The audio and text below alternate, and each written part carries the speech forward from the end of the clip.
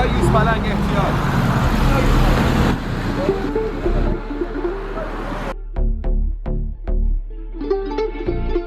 ساعت 53 بامداد.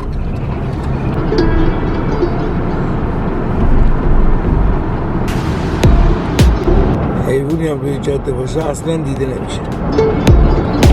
ساعت 6 و 18 دقیقه بامداد پایش برگشتیم با آقای اصفهان گری. آقای گری واقعا خسته نباشید. علیکم سلام، خدا قوت، خود دست همگی درد نکنه. الحمدلله اتفاق خاصی رخ نداد و خدا رو شکر روز خوبیه. امروز فروردین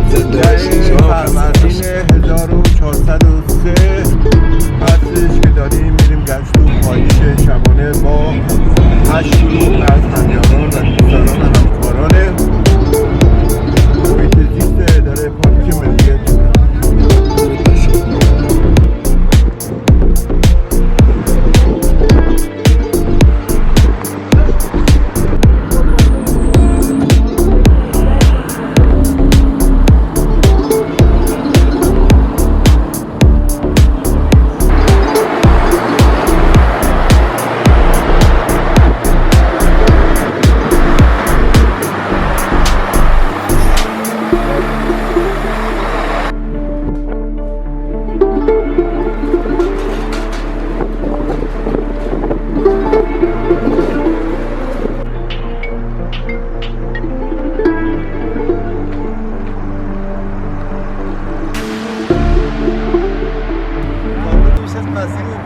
پلنگ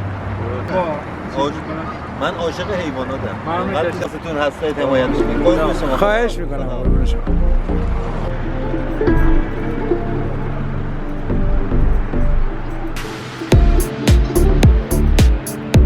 اینجا داشتم میومدم عکس دیدم بودم یواش اومدم حتی ببینمشون حال کنم باشون.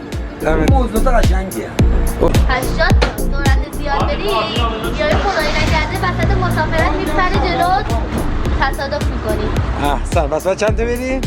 80 تا 80 تا 80 تا